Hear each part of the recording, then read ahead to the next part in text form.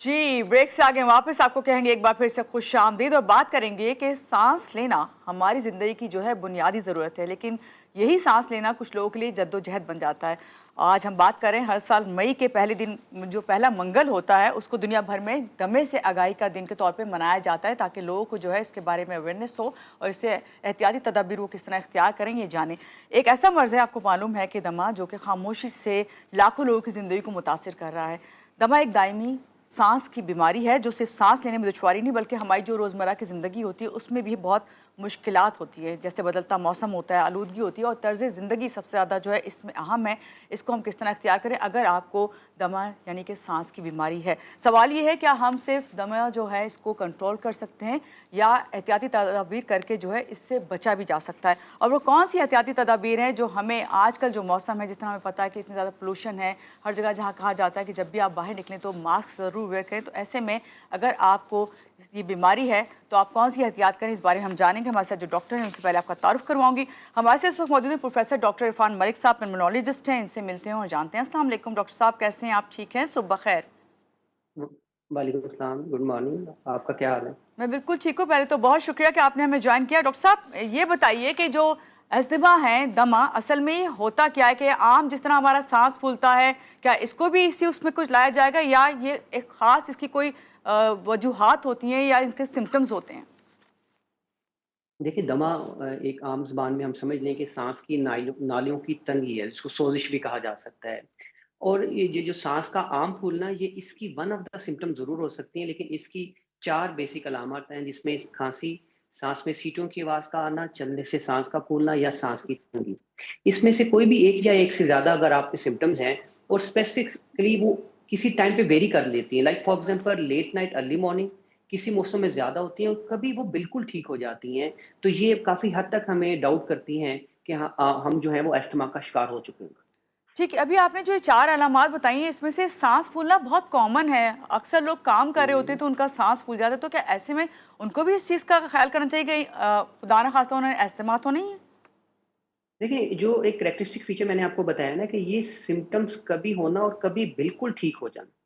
देखिए, अगर आप फिज़िकल एक्टिविटी से कर रहे हैं, तो ये भी तो हो सकता है कि you don't have the stamina.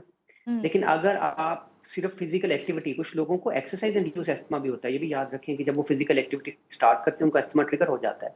Otherwise they remain fine, तो ये भी हो सकता है उसका। तो अगर आपको सिम्पटम्स होती हैं एंड देन वो टोटली ठीक हो जाती हैं, तो हुँ। ये वो क्लू है जो हमें बताता है कि आप किसी ऐसे फिनोमेना का शिकार हैं जिसको हमारे ज़ुबान में दमा या अस्थमा कहते हैं।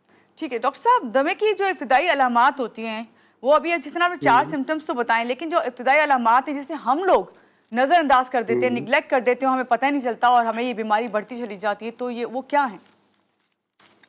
खाँसी।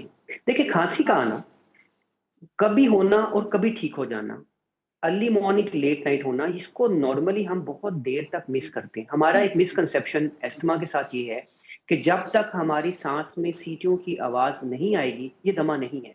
तो मैंने जैसे आपको बताया कि सांस में सीटियों की आवाज़ का आना इसका एक कंपोनेंट है, बाकी जी। कंपोनेंट भी इसके साथ हो सकते हैं। तो जो खाँसी है, जो अक्सर लोगों को रहती है, लोग उसको मौसमी खाँसी करार दे देते हैं, वो सबसे इम्पोर्टेंट सिम्पटम है जिसको मिस किया जाता है। एंड स्पेसिफिकली याद रखें, ये बच्चों में बहुत खाँसी की तरह प्रेज़ेंट करता है। बच्चों में खाँसी चलती रहती है और वक़्ती इलाज किया जाता है, और जब वो बड़े होते हैं, वो प्रॉपर अपना सिम्पटम्स देना शुरू कर देते हैं। तो मेरे असेसमेंट के मुताबिक, जितना मेरा एक्सपीरियंस है, खाँसी को हमें एक इम्पोर्टेंट वार्निंग साइन लेना चाहिए।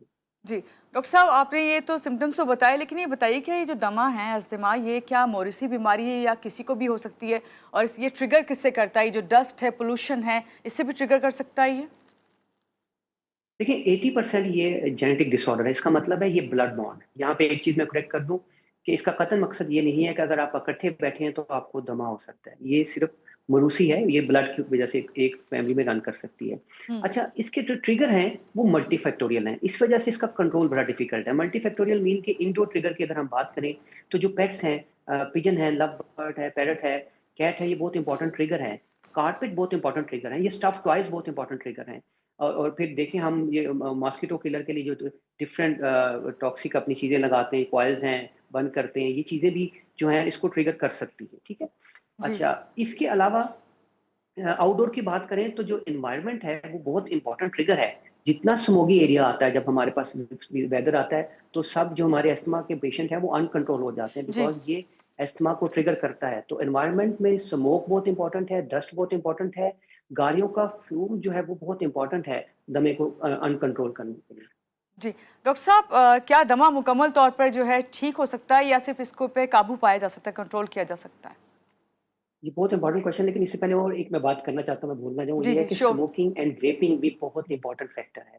ये भी दमे को जो है अनकंट्रोल कर देते हैं। तो स्मोकिंग भी जो है उस बिल्कुल नहीं करना चाहिए और वेपिंग भी इसमें इक्वली हार्मफुल है। अच्छा, आप आपने आपने तक आपने क्वेश्चन पूछा कि क्या हम इसको कंट्रोल कर सकते हैं या क्योर कर सकते हैं? जी, ये मोस्ट कॉमन आस्क्ड क्वेश्चन है हमसे।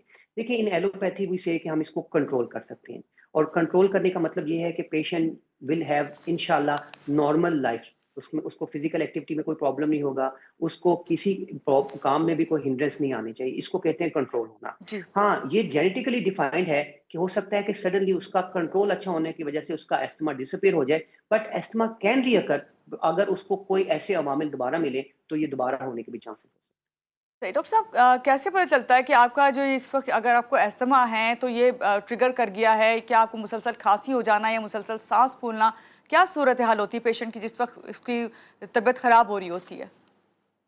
देखिए, यूजुअली अस्थमा के मरीजों में 1 या 1 से 2 से ज़्यादा अलामत होती हैं। जो सबसे खतरनाक इसकी सिम्पटम होती है, जिसको डॉक्टर को भी फ़ोकस करना चाहिए, वो ये होता है कि जब पेशेंट आपके पास आता है या पेशेंट खुद भी एक सिंगल जो सेंटेंस जो है वो एक कंप्लीट नहीं कर पाता, वो unable to complete sentence in a single word, वो कोशिश ये करेगा कि वो बीच में रुकेगा, वो कंप्लीट बात नहीं कर पाएगा। ये बहुत इंपॉर्टेंट वार्निंग साइन है।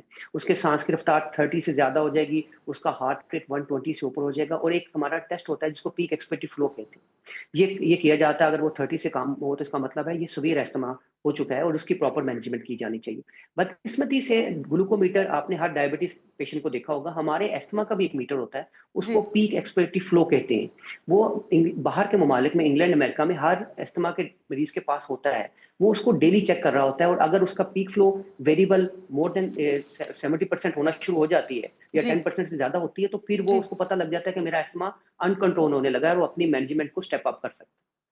सही, जिस तरह अभी आपने बताया कि चेक करने के लिए जो है हमारे शुगर के लिए तो होता है, लेकिन यहाँ पे वैसे नहीं है कोई भी आपके पास कि आप इससे जान सकें कि आपको ये मसला हो रहा है।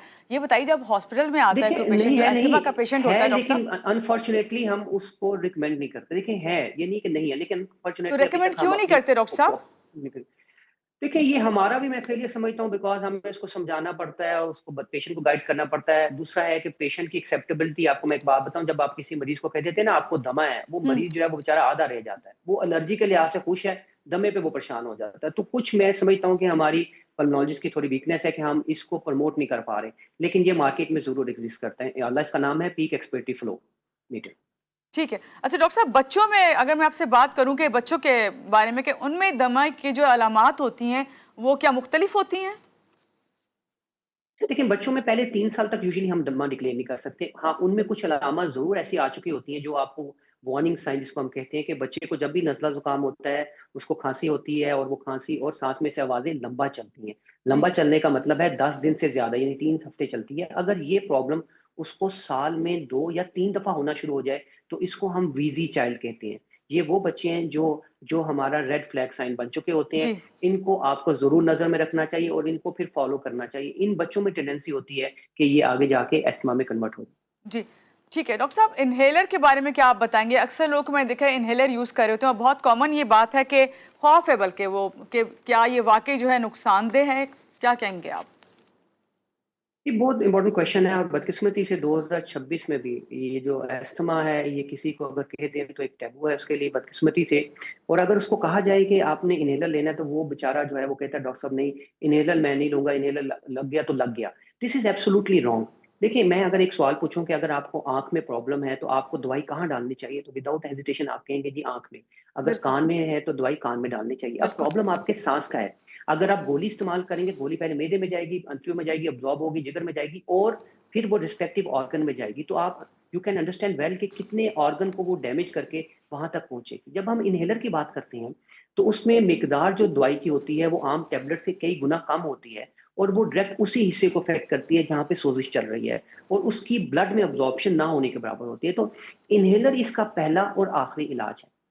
सही, बहुत अच्छी बात आपने बताई। ये बताइएगा डॉक्टर इरफान कि जो आपके अस्थमा के पेशेंट्स के बारे में हम बात कर रहे हैं, इन मरीजों के लिए कौन-सी एहतियाती तदाबीर ज़रूरी होती है रोज़मर्रा की ज़िंदगी में? देखिए, एक तो आपको खुद भी नोटिस करना है, कुछ बातें हमने आपको बता दी हैं कि अस्थमा ट्रिगर करती है, कुछ आपको भी अपने इंडिविजुअल लिहाज से नोट करनी है कि ये चीज़ें मेरा अस्थमा ट्रिगर कर रही हैं। अगर आप लकी हैं और उनको अवॉइड करें, आपका अस्थमा कंट्रोल हो जाए, तो ये हुँ, बहुत अच्छी बात है, लेकिन यूजुअली ऐसा नहीं होता क्योंकि ये मल्टीफैक्टोरियल है। स्मोकिंग ना करें एंड मोस्ट इम्पोर्टेंटली जब हमने आपको दमा डिक्लेयर कर दिया, तो प्लीज़ इसका जब इलाज कराएँ। मोस्ट ऑफ द पेशेंट जो हैं, वो इलाज के विदिन अ वीक ठीक हो जाते हैं, दवाई बंद हुँ, नहीं करनी। हुँ। You have to contact your doctor, आप डॉक्टर के पास जाएँगे, वो दवाई को स्टेप डाउन करेगा एंड फिर आपको देखेगा कि आपकी सिम्पटम कैसे रही हैं। तो रेगुलर फ़ॉलो-अप बड़ा इम्पोर्टेंट है एंड यू नो कि मोस्ट ऑफ द जो पेशेंट है, उनको इन्हेलर लेना भी नहीं आता प्रॉपर, तो इन्हेलर टेक्नीक को ज़रूर सीखें और उसको प्रैक्टिस करें। ये अब आज के ज़माने में आपके पास कोई एक्सक्यूज़ नहीं है, यूट्यूब अवेलेबल है, सोशल मीडिया बिल्कुल, अवेलेबल है, यू कैन बिल्कुल, फाइंड एवरीथिंग ऑन नेट। तो बिल्कुल। इस टेक्नीक को बेहतर करें और फिज़िकल एक्टिविटी ज़रूर करें। इट डज़न्ट मीन कि अगर आपको अस्थमा है तो आप फिज़िकल एक्टिविटी नहीं कर सकते, ये बिल्कुल रॉन्ग है। ठीक है। फिज़िकल एक्टिविटी करें बिकॉज़ हमने असेस करना होता है कि एक्टिविटी के साथ आपका साँस कितना खराब है। डॉक्टर साहब आपने अस्थमा के मरीजों के बारे में तो बताया, बस लास्ट में आपसे ये जानना चाहूँगी कि एक आम आदमी को अगर अचानक साँस जो है वो शदीद फूलने लगे, तो वो फ़ौरन क्या एहतियाती तदाबीर करें? घर में क्या फ़र्स्ट एड हो सकता है? देखिए, एक सिम्पटम तो किसी भी डिज़ीज़ को नहीं शो कर सकती। किसी का हुँ, साँस का फूलना जो है, अगर पहली दफ़ा है तो फिर तो हमें कोई परेशानी नहीं है कि हाँ, उसको इन्वेस्टिगेट करें और फिर रूल आउट करें क्योंकि बाज़ औक़ात वायरल इन्फेक्शन के बाद भी ये सिम्पटम्स आ जाती हैं। जी। लेकिन अगर ये सिम्पटम बार-बार आ रही हैं और स्पेसिफ़िकली अगर साँस के फूलने के साथ आपको पसीना बहुत ज़्यादा आ गया है, आप आपकी ब्लड वेरिएबिलिटी आ गई है, तो ये कार्डिक भी हो सकता है। ये साथ आपको सही। साँस में से आवाज़ें आना शुरू हो गई हैं, तो ये दमा हो सकता है। ये दोनों चीज़ें हमारे लिए इम्पोर्टेंट है। अगर पसीना बहुत आ रहा है, तो this is warning sign. It should not be ignored. आपके पास अगर घर में डिसिप्लिन पड़ी है, तो discipline is a life saving for this patient. हाँ, अगर आपको अस्थमा का पहली सिम्पटम है और ये अलामत आप में आ गई है, तो इन्हेलर लें। इंशाल्लाह you will be improve with inhaler सही। इंशाल्लाह। बिल्कुल ठीक। बहुत शुक्रिया प्रोफ़ेसर डॉक्टर इरफ़ान मलिक हमारे साथ थे, जो कि हमें बताए थे कि आज क्योंकि अस्थमा डे है, तो हम अवेयरनेस फैला रहे हैं इस हवाले से ही और कोशिश यही कर रहे हैं कि जो अस्थमा के पेशेंट हैं, उनको ये बताएँ कि किस तरह वो एहतियाती तदाबीर कर सकते हैं और सबसे बड़ी बात डॉक्टर साहब ने बताया कि इन्हेलर जो है, वो सबसे बेस्ट ऑप्शन होती है कि आप अपने उस पे जो उस आपको अटैक हो रहा है अस्थमा का, तो उस पे आप इस्तेमाल करें। यहाँ लेंगे एक छोटी-सी ब्रेक के बाद वापस आते हैं, रहिएगा आप हमारे साथ।